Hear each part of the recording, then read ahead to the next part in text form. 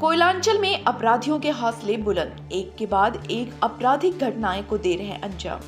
Bike पे सवार अपराधियों ने प्रवीण राय पर ताबड़तोड़ की फायरिंग, खून से लथपथ थे प्रवीण। ताबड़तोड़ फायरिंग से दहल उठा चासनाला साउथ कॉलोनियों में दहशत। घटना स्थल पर 8 खोखा और 3 जिंदा कारतूस बरामद। कोयलांचल में अपराधियों के हौसले बुलंद हैं, एक के बाद एक आपराधिक घटनाएं घट रही हैं। पुलिस की कार्यशैली पर आम लोगों का भरोसा उठने लगा है।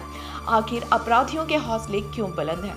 मानो अपराधियों के मन में प्रशासन का डर खत्म हो गया है। लगातार जिले में अपराधी बेखौफ होकर घटना को अंजाम दे रहे हैं। पुलिस की कार्यशैली को देख लगता है मानो अगली घटना का इंतजार कर रही हो। यह बातें हम नहीं कह रहे हैं, बल्कि शहर के चौक चौराहों पर इसकी खूब चर्चा हो रही है। लोगों का कहना है कि आखिर क्या वजह है कि इतनी भारी भरकम पुलिस की व्यवस्था होने के बावजूद कोयलांचल में अपराधियों के हौसले बुलंद हैं। पहले भी अपराध होते थे, लेकिन आम लोग अछूते रहते थे। लेकिन अब तो खास के साथ साथ आम लोग भी भय के साए में जीने लगे हैं। मांगे तो ध्यान यहाँ वहाँ चलाते चलाते यहाँ तक दौड़ाया। मतलब गाड़ी में प्रवीण राय थे। हाँ। इसका जब वहाँ हाथापाई हुआ तो भाग के फिर यहाँ यहाँ है तो फिर कमाड़ी लगाने को जाओ। प्रवीण ठेल दिया, दोनों जन गोली चलाने लगे। क्या नाम हुआ तेरा बाबू? सोनू अंसारी। तू लोग कैसे आया था? बाइक से आया था? ग्लैमर। हेलमेट पहने हुए था? कैसे खुला था? खुला। यह मामला पाथर्डी थाना क्षेत्र के चासनाला साउथ कॉलोनी से आया है। बुधवार को बाइक पे सवार अपराधियों ने प्रवीण राय को गोली मारकर हत्या कर दी। घटना की गुत्थी सुलझाने के लिए फॉरेंसिक टीम घटना स्थल पर पहुंची। जांच के क्रम में फॉरेंसिक टीम ने कार्यालय के विभिन्न कोने से सैंपल लिए। जांच पूरी होने के बाद पुलिस ने शव को पोस्टमार्टम के लिए धनबाद भेज दिया। इधर फॉरेंसिक टीम के आने की खबर फैलते ही घटना स्थल पर बड़ी संख्या में लोगों की भीड़ जुट गई। स्थानीय लोगों के अनुसार प्रवीण रॉय सेल कर्मी कोयला ट्रांसपोर्टिंग का भी काम करते थे। ये तो प्रवीण राय का जो हत्या हो गया, इसमें आज तक चसला में ऐसा मर्डर जो कभी नहीं हुआ। हाँ, तो इसमें जो हुआ लग रहा है यहाँ का आदमी का होगा, साथ होगा, बिना साथ होकर नहीं होगा। पिछले टाइम से भी उसका दुश्मनी चल रहा था बहुत आदमी से। क्या काम करते थे वो सर्विस करते थे। उनका भाई लोग का डम्फर उम्फर था। उसका भाई लोग पलटू है इसका डम्फर को नहीं चलता। वो तो अभी ट्रांसफ़र होकर चला गया, तो CCW में कर रहा था धनबाद में।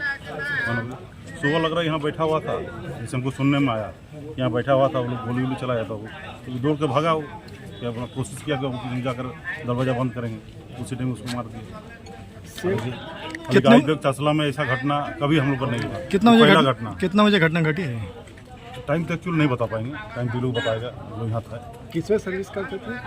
सर्विस वो आपका CCW में गए थे। पहले माइनिंग में थे, आपका पेन में था, वहाँ से ट्रांसफ़र होकर CCW धनबाद में गया।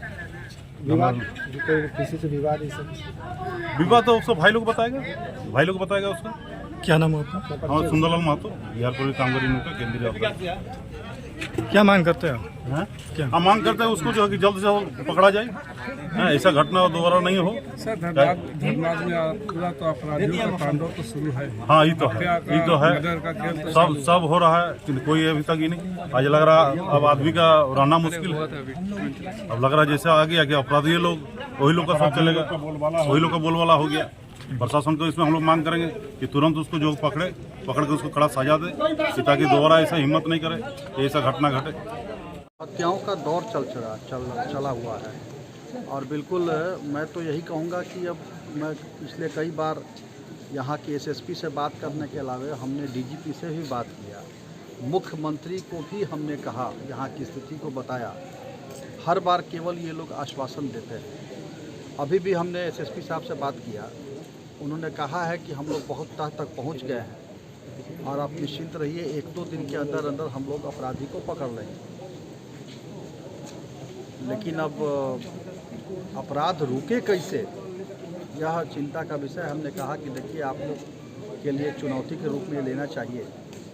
अपराध होने, मर्डर होने के बाद आप क्रिमिनल को पकड़िए, वो अलग विषय है। लेकिन मर्डर हो ही ना, यह भय, यह खौफ तो पैदा करना होगा अपराधियों, जिसमें यह सरकार अब पता नहीं क्या सोच करके आई है, क्या सोचकर झारखंड में सत्ता पर बैठी है सरकार, समझ में नहीं आ रहा। या हो सकता है धनबाद के लोग सरकार को वोट नहीं देते हैं यह सोच के कि क्या सोच के कि धनबाद को तबाह कर देना है, यह सोच के किस नीति के तहत यह सरकार में बैठे लोग काम कर रहे हैं, बिल्कुल समझ के बाहर है। लेकिन यह उनको समझ में नहीं आ रहा है कि जनता जब जाग जाती है तो कब्र में गाड़ भी देती है।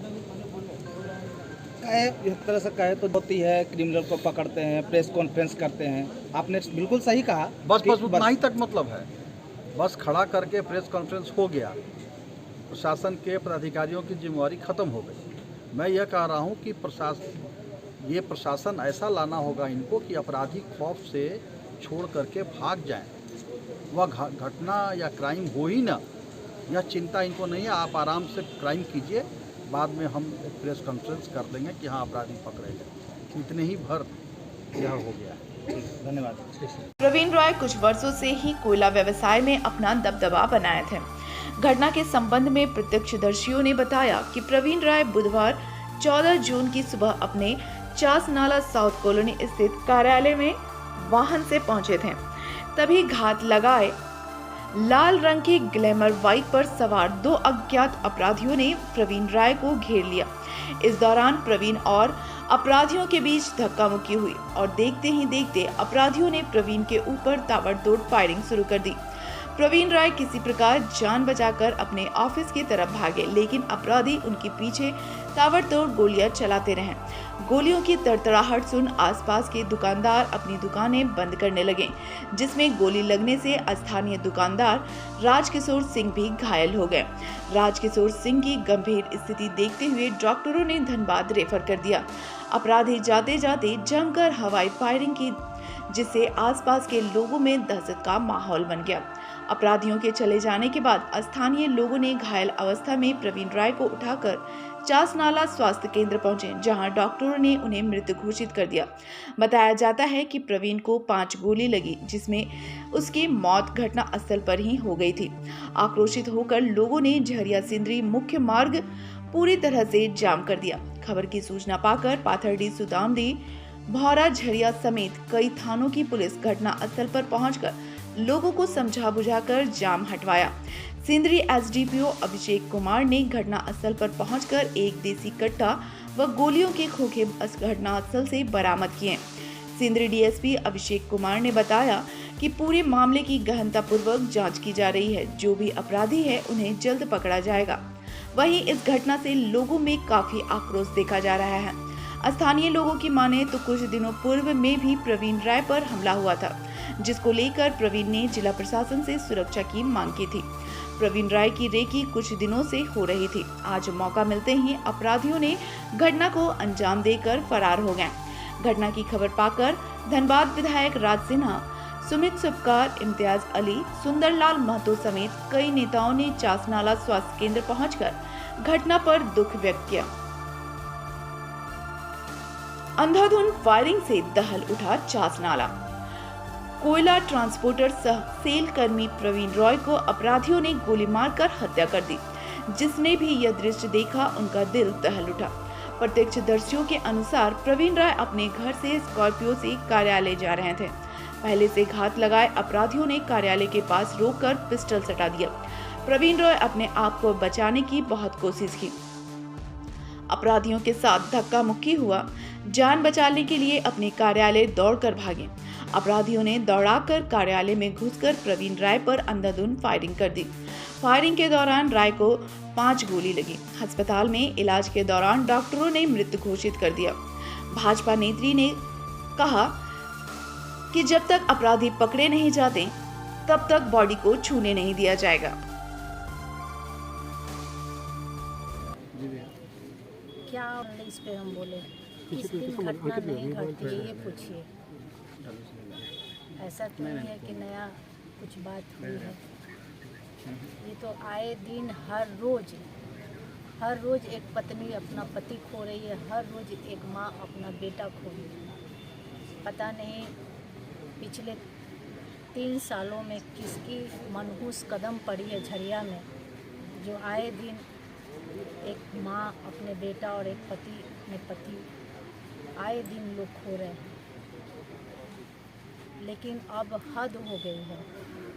प्रशासन का जो रवैया है, जिस तरह से सत्ता के दबाव में, खास करके झरिया में, ऐसे तो पूरे कोयलांचल की एक दुर्दशा है, लेकिन इस पे अब हम ज़्यादा कुछ नहीं बोलने वाले हैं। लेकिन आज परवीन भाई झरिया में एक बहुत अच्छे व्यक्ति थे,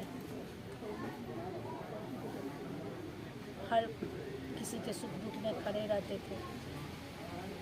वैसे व्यक्ति को पता नहीं किसको क्या दिक्कत थी, और कहीं ना कहीं जो लोग, मुझे जहाँ तक संदेह है, अपराधी इनको भी टारगेट में ले रखी होगी। कोई ना कोई वजह होगी, जांच का विषय है, जांच होगी। और इस बार हम लोग चुप होने वाले नहीं हैं। यहाँ हजारों की संख्या में युवा साथी है। इस बार हम लोग ये देखेंगे, या तो परवीन भाई की बॉडी उठेगी, या तो यह प्रशासन इस बार अपराधियों के सामने खड़ा रखेगा। यही दो में से एक होगा इस बार। अगर है हिम्मत तो प्रशासन अगर लाश को उठा के दिखा दे, जब तक कि अपराधी को सामने नहीं लाएगा। मैडम बोल रहे हैं कि प्रशासन अगर ठीक रहता तो ये दशा नहीं होता इस शहर में। लेकिन दुर्भाग्य है ये झरिया के लिए, दुर्भाग्य है धनबाद वासियों के लिए कि ऐसे भ्रष्ट सरकार के बनते ही पूरे कोयलांचल में और ख़ास करके हमारे झरिया में जो दशा हुई है, भगवान ऐसी दिन कभी ना लाए। ये भगवान से हम यही प्रार्थना करते हैं कि हमारे झरिया को, हमारे झारखंड को भगवान आने वाले समय में रक्षा करे। और अब जो हो रही है, अब हम लोग ये अत्याचार नहीं सहेंगे, बहुत जोर इसको लेकर अब हम लोग राय शुमारी करेंगे। और इस पे खास करके आज ये लाश नहीं उठेगी जब तक कि प्रशासन वो दोषियों को, वो अपराधियों के सामने लाकर खड़ा नहीं करेगा। देखते हैं आज प्रशासन कैसे लाश उठाता है। नहीं, एकदम दलाल है वो, उसके जैसा भ्रष्ट, उसके जैसा बिकाऊ धरती पे ऐसा कोई नहीं है। वो विधायक का दलाल लाया हुआ वो यहाँ है, वो कोई डीएसपी नहीं है, वो हिजड़ा है। अगर वो सही रहता तो ऐसा दुर्घटना आए दिन नहीं होता।